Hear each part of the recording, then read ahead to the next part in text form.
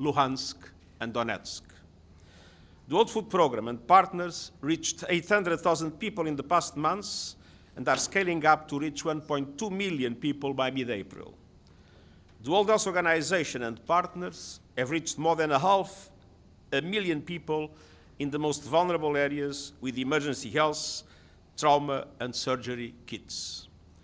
Just today, a convoy of trucks brought food, medical, and other relief supplies from WFP, WHO, UNHCR, UNICEF to Kharkiv to be delivered by our national partners to thousands of people in hard-hit areas. Our agencies and partners are procuring vital supplies and setting up pipelines for deliveries throughout Ukraine in the coming weeks. But let's be clear. The solution to this humanitarian tragedy is not humanitarian. It is political.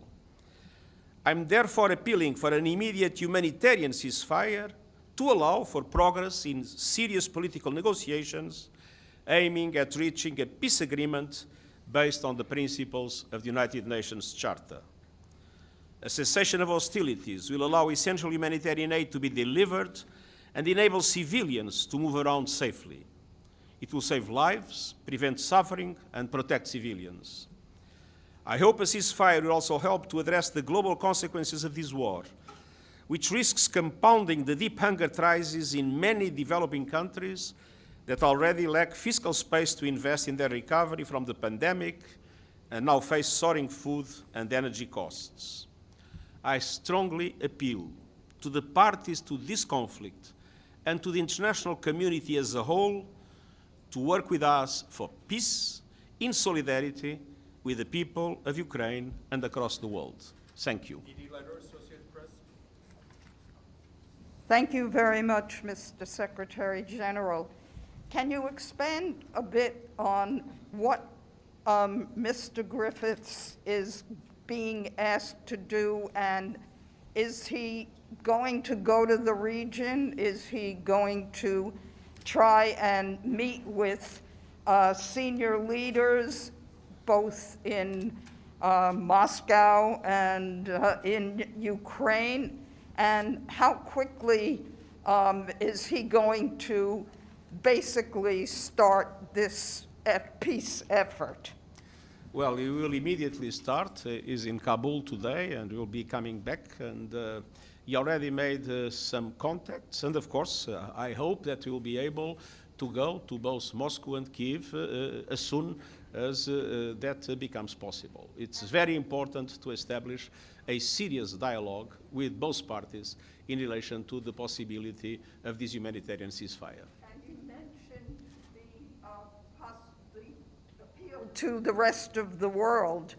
Are you asking the European Union, other regional organizations? No, I've been in close contact with several countries that have been talking to the parties at the highest level in order to explore the different forms of mediation leading to a political solution.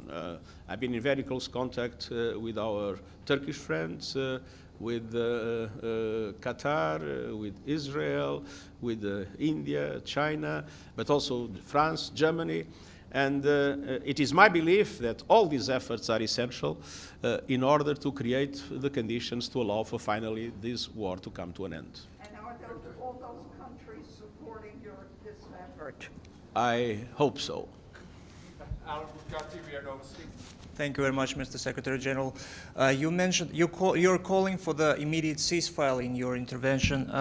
As far as you remember, the draft resolution considered last week by the Security Council contained the provisions about the negotiated ceasefire, but the Security Council failed to adopt it.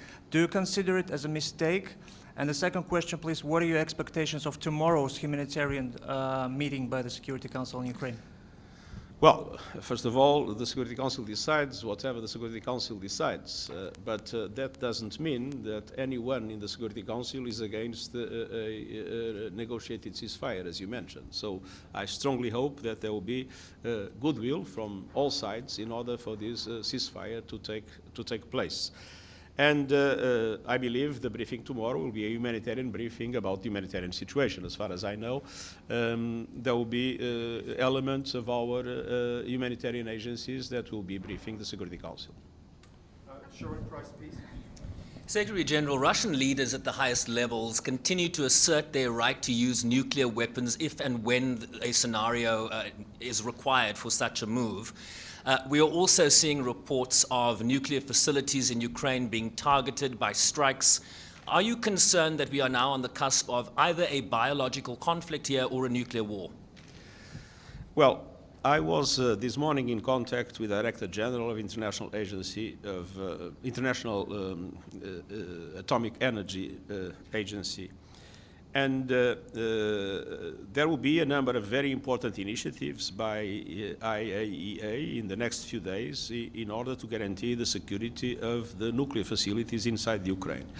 And I know that there is a very close contact of Rafael Grossi to both the Russian and the Ukrainian authorities on this, and he has my full support in the initiatives that we'll take in the next few days.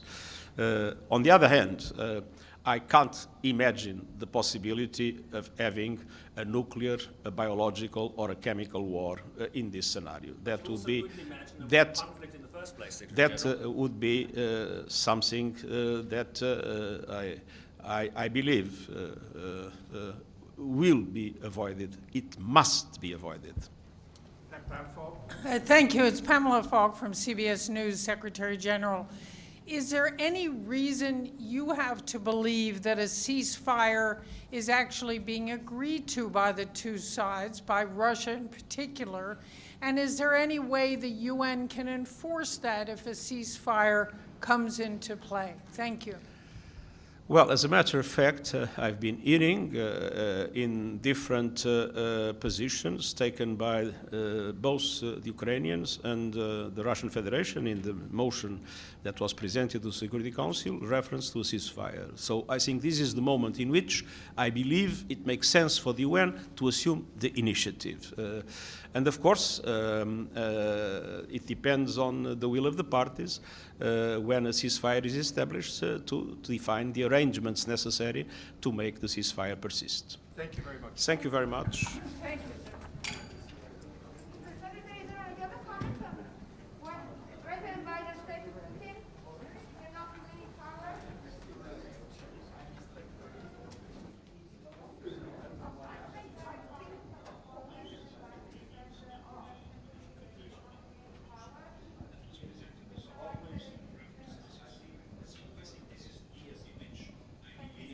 Military de-escalation and rhetoric de-escalation. Okay, thanks.